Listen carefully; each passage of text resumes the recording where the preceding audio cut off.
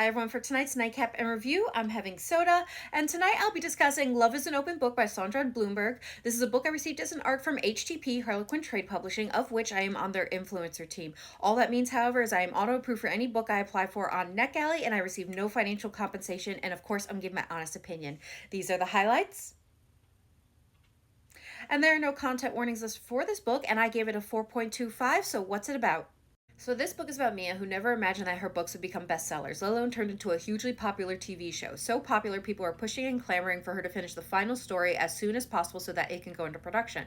But fans are pushing not for a story about the main couple, but rather the best friend side characters, and they want them to take the next step into a relationship. But the issue is, based on Mia's own heartbreak, she doesn't believe in the friends to lovers trope, and she can't think of a way to make it work, and it's giving her writer's block. So when her friend Gavin comes up with an idea that together they should try out some tried and true romance tropes to give her inspiration, she's all for it. They start going out on these dates ranging from workplace romance, forced proximity, and fish out of water.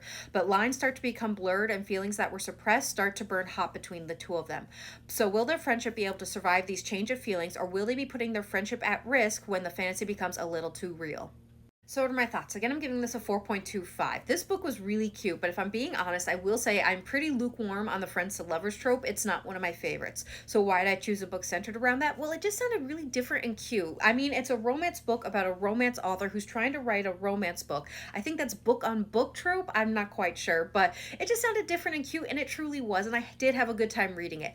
Now, I will say that trope is heavily featured in this book, the friends to lovers trope. So anyone who loves that trope is probably really going to enjoy this book. But others like myself, while I'm not a convert, you're going to have a good time, and I definitely enjoyed Mia and Gavin's story, so I think you would as well.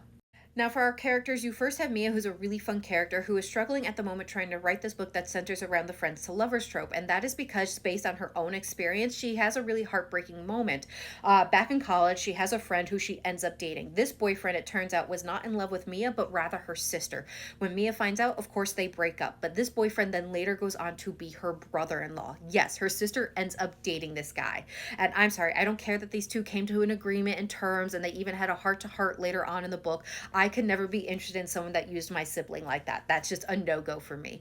Mia, of course, is affected by this experience, and it really shapes her into thinking that she would rather have someone in her life long-term as a friend rather than have someone in her life as a short-term on an unstable relationship, that a relationship is just more risky than a friendship. And I can definitely see why she thought that way, and I can appreciate that. Now, with Gavin, he also respected Mia's thoughts and would rather have her in his life on her terms. So any feelings he has for her, he suppresses so that he could just have her in his life. And he's just so loving and supportive and there for her. And I just love the two of them together. They were just so in sync.